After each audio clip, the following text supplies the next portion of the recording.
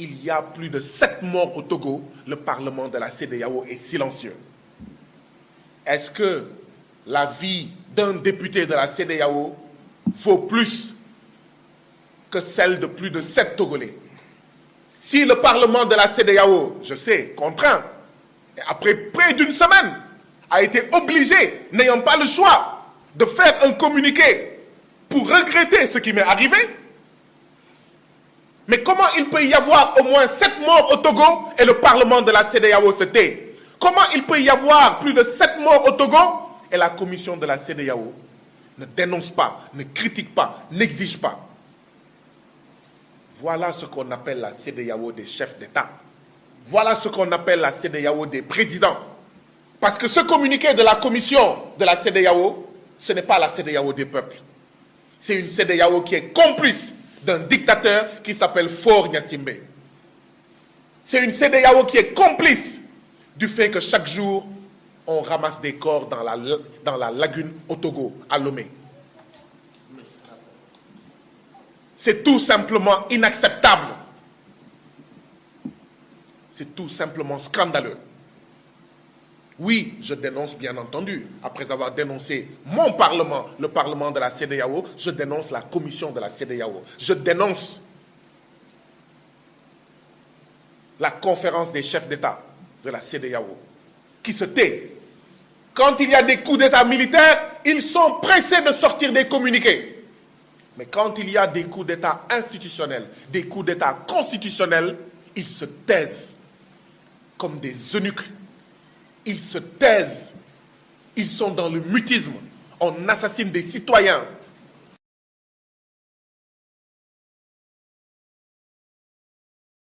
Je préfère rater la cérémonie de clôture d'une activité du Parlement de la CEDEAO qui se tient présentement dans un hôtel et être ici parce que c'est ici la place du Parlement de la CEDEAO. La place du Parlement de la CEDEAO, pendant ces moments où le peuple togolais est agressé, est violenté, est bastonné, est emprisonné, est assassiné, la place du Parlement de la CEDEAO est dans cette discussion, est dans cette préoccupation. Quelle que soit sa position, le Parlement de la CEDEAO ne peut pas rester silencieux face à ce qui se passe aujourd'hui au Togo. C'est pourquoi, même si je dois être en retard, je dois accuser du retard à cette activité du Parlement de la CEDEAO, c'est ici notre place naturelle. Et bien sûr, j'en profite pour dénoncer le silence complice du Parlement de la CEDEAO. Je suis député de la CEDEAO, mais je ne suis pas fier de la posture de mon Parlement de la CEDEAO. Je suis député du Parlement de la CEDEAO, mais je ne suis pas content de la posture du Parlement de la CEDEAO face à ce qui est en cours aujourd'hui au niveau du village africain du Togo. Oui, le Togo est un village africain. Le Sénégal est un autre village africain. Le Nigeria est un autre village africain. Je dénonce le silence de notre Parlement, de mon Parlement où je siège. Mais bien sûr, ça ne devrait pas nous étonner. Vous vous en souvenez? Le 29 septembre 2024, j'ai été agressé à Lomé lors d'une conférence organisée par des forces vives du Togo qui m'avaient invité, qui avaient sollicité à me rencontrer pour m'expliquer la situation au Togo. C'était en septembre 2024, 29 septembre. Nous avons été brutalisés, nous avons été violemment agressés parce qu'il fallait empêcher que des Togolais s'adressent à leurs députés. Il fallait empêcher que des Togolais s'adressent à leur parlement communautaire. Et comme j'ai l'habitude de le dire, c'est une loi internationale, c'est une loi historique, c'est une loi humaine. Quand on empêche à un peuple de voter, ou quand on vole le vote d'un peuple, quand on empêche à un peuple de parler, quand on empêche à un peuple de se réunir, En réalité, on est en train de pousser ce peuple à se réunir dans la rue. Et se réunir dans la rue, c'est manifester dans la rue. On pousse son peuple à contester dans la rue. On pousse son peuple à manifester dans la rue. On pousse son peuple à la violence dans la rue. Et comme disait Mandela, ce sont les plus forts qui déterminent la forme du combat. Le peuple togolais ne voulait pas sortir dans la rue. Le peuple togolais voulait des discussions pacifiques, des discussions démocratiques, de dialogue. Mais il a été poussé à ça. Et rappelez-vous à l'époque, qu'est-ce que j'avais dit? Le plus important, ce n'est pas le député de la CEDEAO qui est bastonné jusqu'au sang, à côté de sa collègue députée togolaise, qui a également été bastonnée, malgré qu'elle est née en 1958. Elle a l'âge de notre mère. Elle a été violemment bastonnée. Le plus important, ce n'était pas le député Guy Marius Sagna de la CEDEAO qui a été bastonné. La lecture qu'il fallait en avoir est celle-ci. Quand à 16 h, en plein jour, on bastonne un député de la CEDEAO à Lomé, alors que le Parlement de la CEDEAO est à Lomé, il faut avoir peur de ce qui se passe au quotidien, à Lomé et partout au Togo, quand la CEDEAO partira. Et voilà, plusieurs mois après, les faits m'ont malheureusement donné raison. Avant septembre 2024, juillet 2024, au Parlement de la CEDEAO,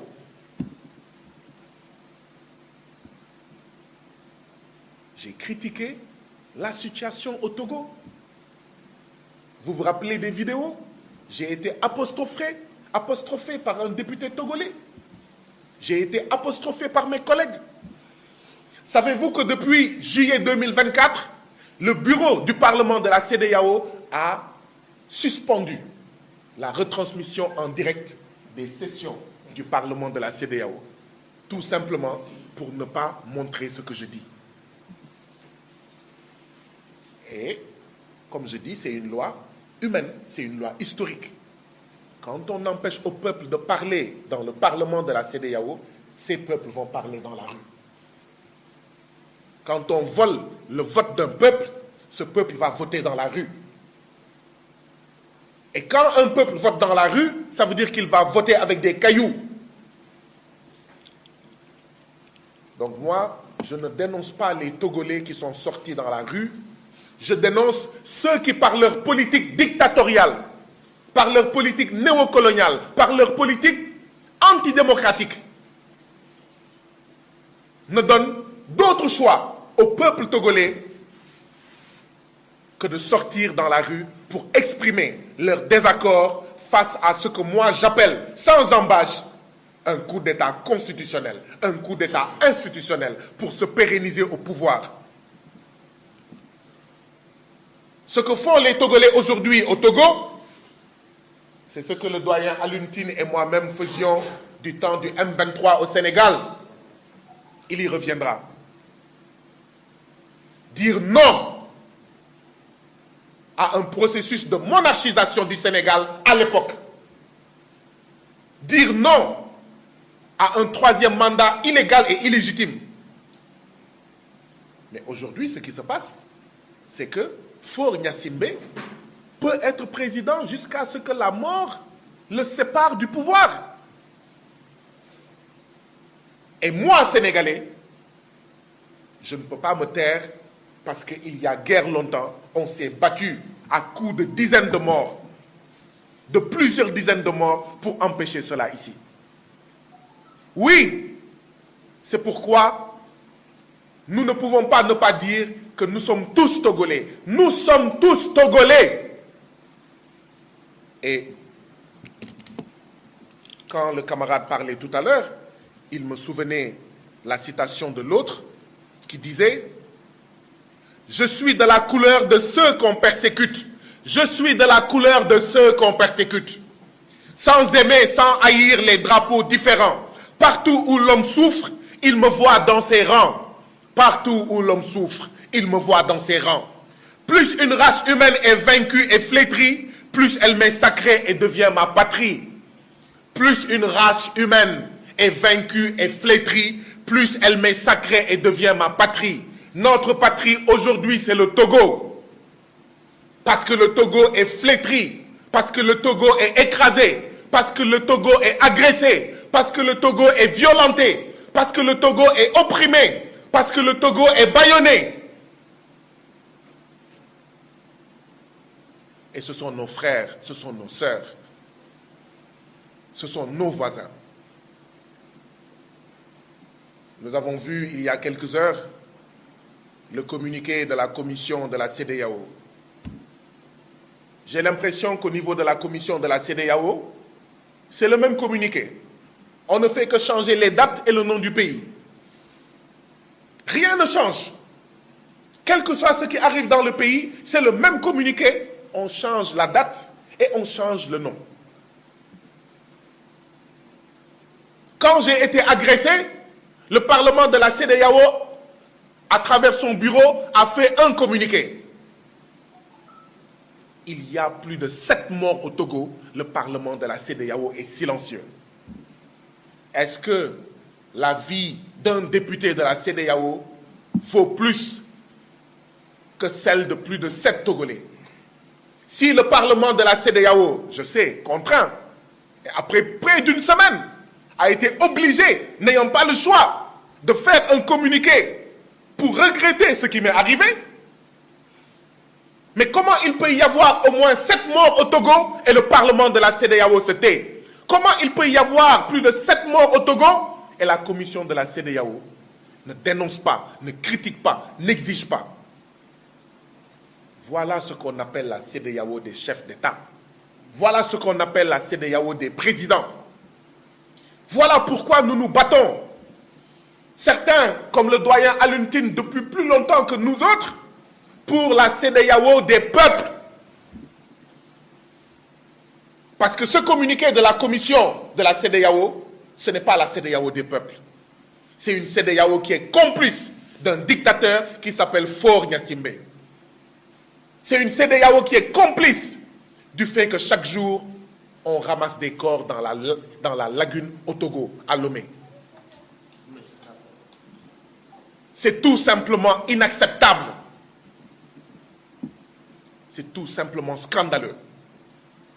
Oui, je dénonce bien entendu, après avoir dénoncé mon Parlement, le Parlement de la CEDEAO, je dénonce la commission de la CEDEAO. Je dénonce la conférence des chefs d'État de la CEDEAO, qui se tait. Quand il y a des coups d'État militaires, ils sont pressés de sortir des communiqués. Mais quand il y a des coups d'État institutionnels, des coups d'État constitutionnels, ils se taisent comme des eunuques. Ils se taisent. Ils sont dans le mutisme. On assassine des citoyens. Oui, nous avions raison de dire « Je suis George Floyd ». Oui, nous avons raison de dire « Je suis Palestine ».